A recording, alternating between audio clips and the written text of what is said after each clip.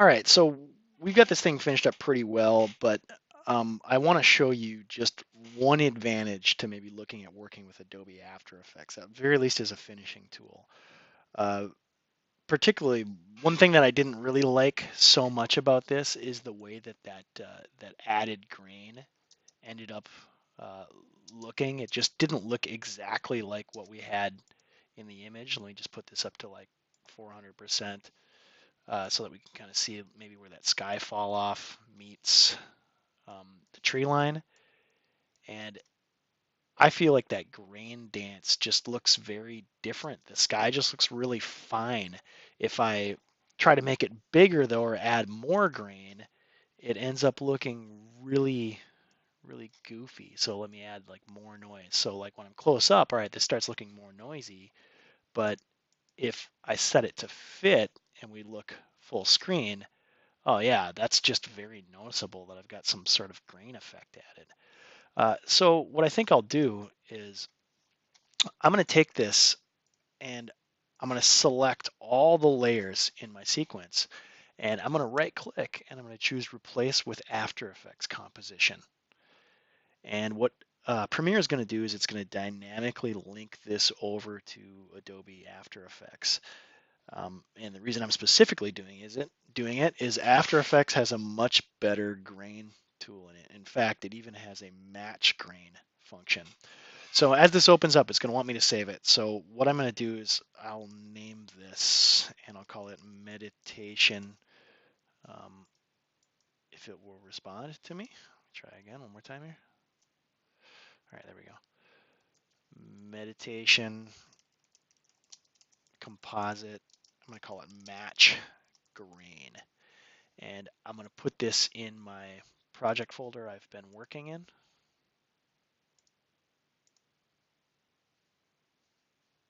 There we go.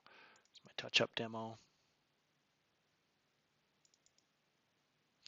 And I'm going to save that with the project if my computer will respond.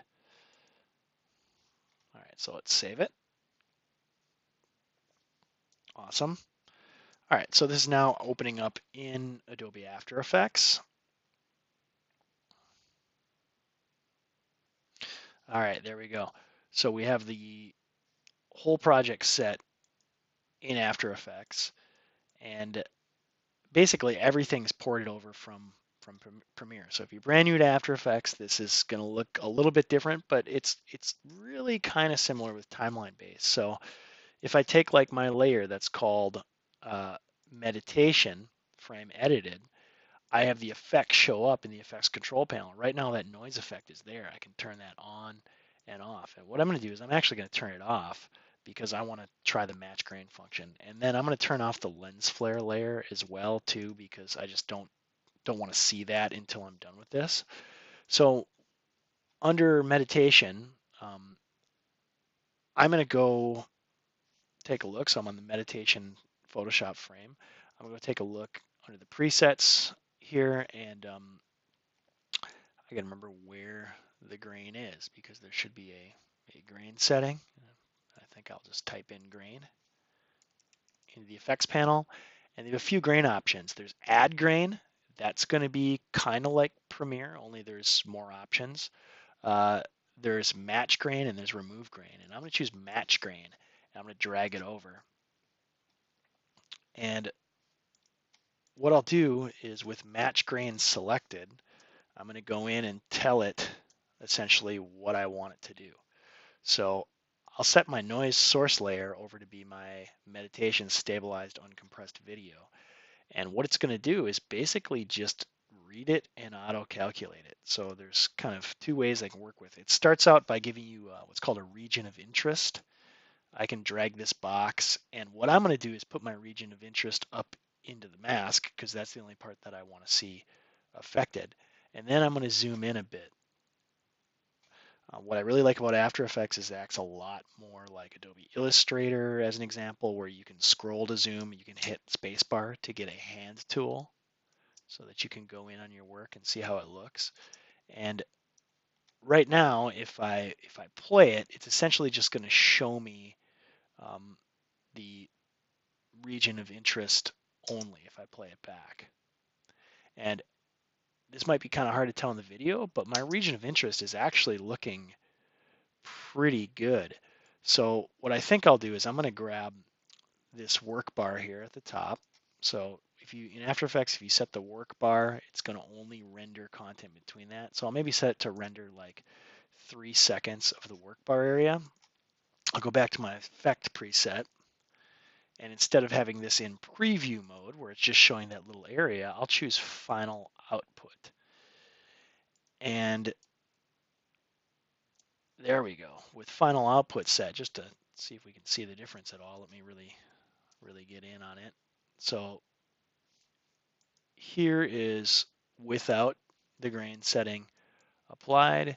Here is with, and that's one of those things that's hard to see unless you run it, because that grain dance won't show unless it's actually playing. So there's a little tab that says preview over here. I'm going to grab it. I'm going to hit play. And the way After Effects works is it'll render it. It's always default set to then loop.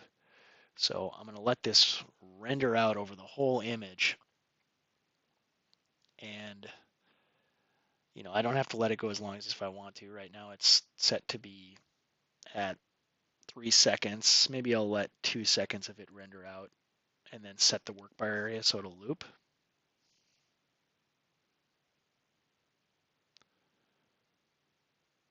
All right, I'll stop. Let me set the work bar area just so we can loop that. If I play it, now it should play in real time in the area. Let's let it run. All right, there we go. Now, this is one of those things that's really hard to show in a video because your video may look compressed already, but right now I'm looking in the tree line here because this is the original video, and then I'm looking up into the sky. And right now, the grain looks, from this view, really almost perfect.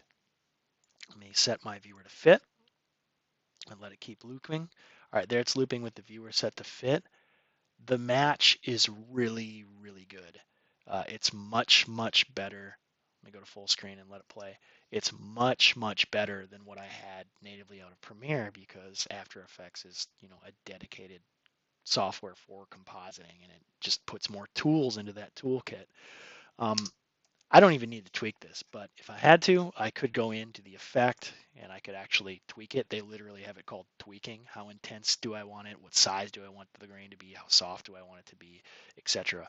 But if I'm content, which I'm going to say I am here, I'm just going to run a file save, jump back to Adobe Premiere, and now my After Effects file is directly linked into Premiere.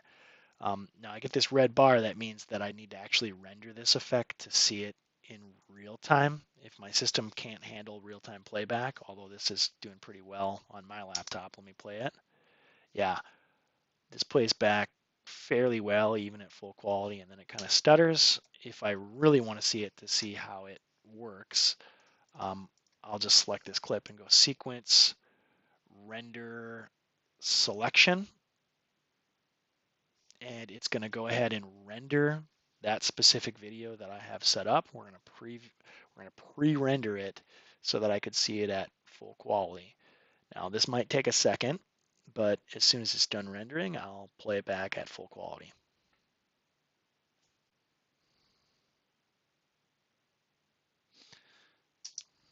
All right, the render's finished. You'll notice now the bar is green. That means that this is set up for real-time playback.